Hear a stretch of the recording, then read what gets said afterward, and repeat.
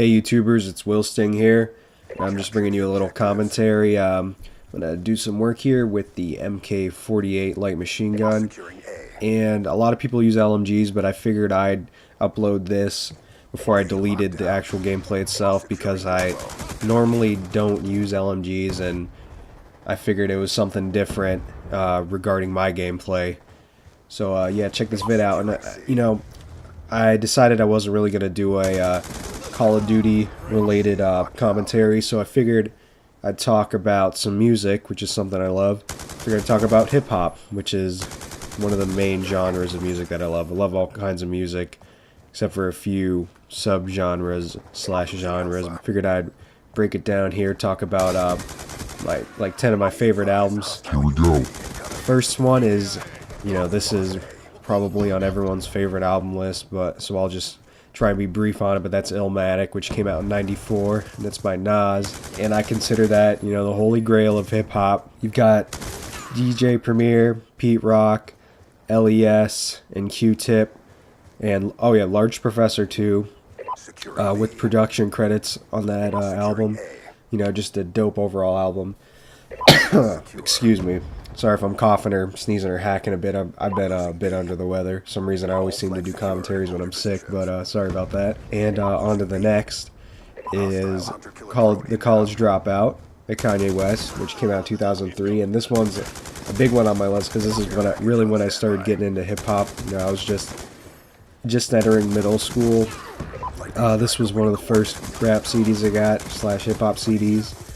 And that was just such a great album. And I think what made it so popular was the fact that Chappelle's Show was new, and Dave Chappelle was doing a lot of work with Mos Def and Kanye West and all these other rappers who were collaborating together.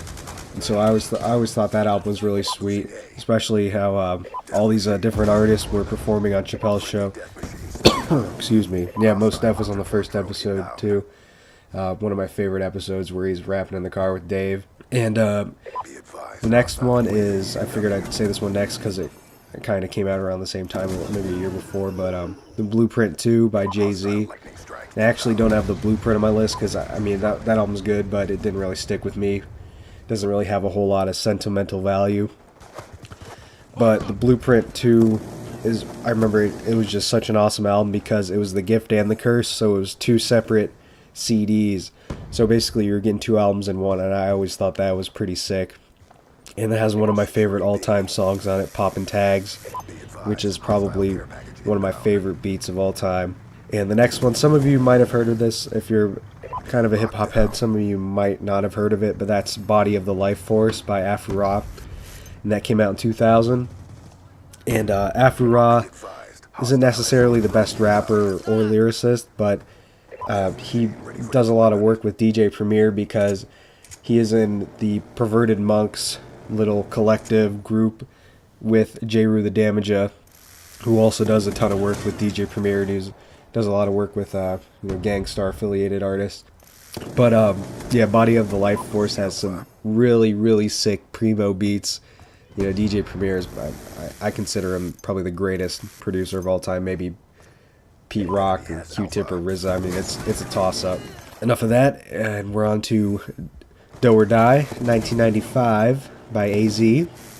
Another very, very sick album because that was AZ's debut album, and AZ was the only person featured on Illmatic by Nas. You probably recognize him from Life's a Bitch and doing a little just talking on the intro track Genesis. But Do or Die is just a really sick album. AZ probably has one of the dopest rhyme patterns and sickest flows out of all the rappers I've heard of and listened to. And this album doesn't really fail to disappoint. He's got Pete Rock on there and LES, and they're just a great production lineup. Just a great album. So if you're not that into hip hop but you're starting to get into it, definitely listen to that because that's a great album. And this next one's probably my favorite Nas album.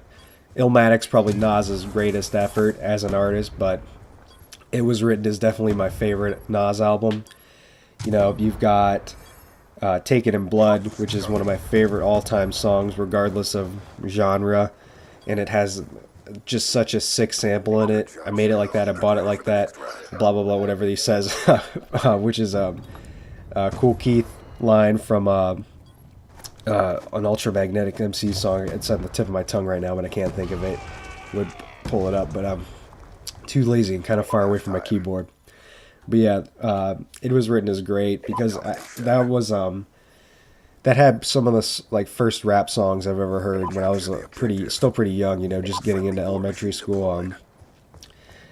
Street Dreams, which is an interpolation of Sweet Dreams by Eurythmics. Well, I can't believe you would miss that. The group with Annie Lennox. It's on the tip of my tongue. I'll put that in the annotations when I go back and edit this. But yeah, that album is great.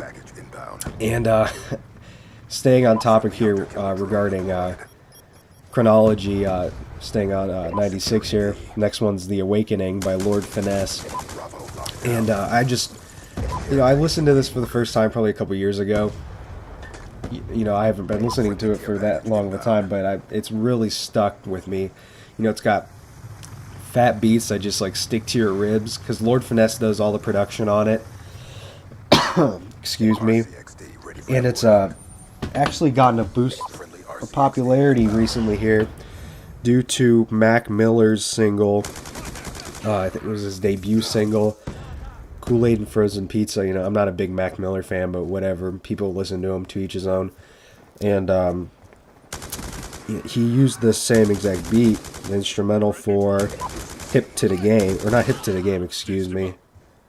Oh yeah, it was Hip to the Game. I was thinking of Game Plan. It was a different single off of The Awakening. But Hip to the Game, Mac Miller used that same beat. And now Lord Finesse is trying to sue Mac Miller for some ridiculous amount of money, because Mac Miller didn't credit him with the beat. And, I really think that whole lawsuit is going to get thrown out of court. The next one we have here is Midnight Marauders, which is my favorite Tribe Called Quest album. That came out in '93. That actually came out the exact same day as 36 Chambers by the Wu-Tang Clan.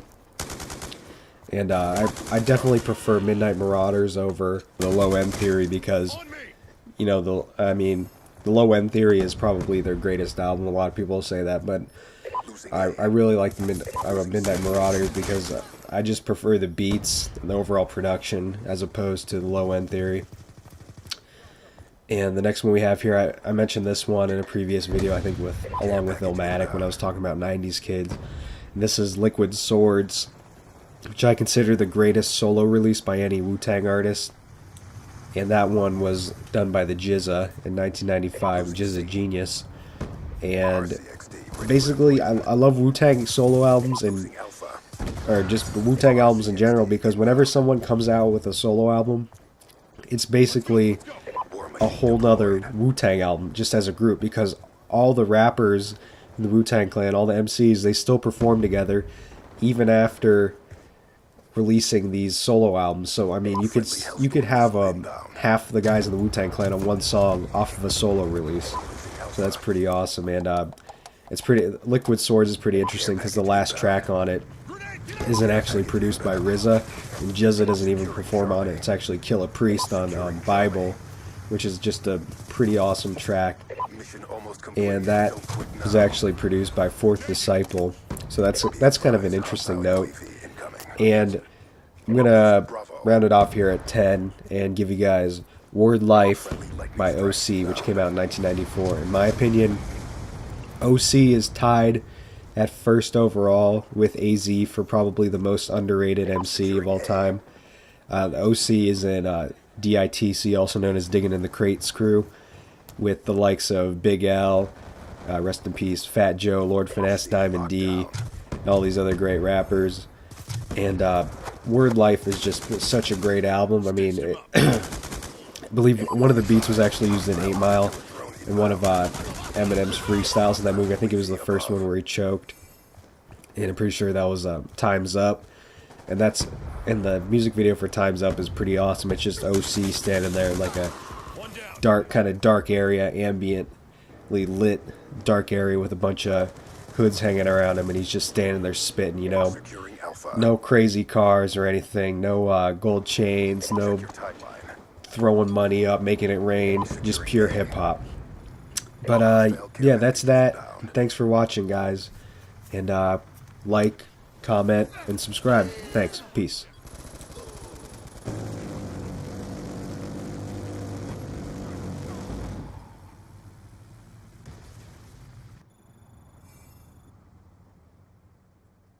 Gentlemen, that was textbook.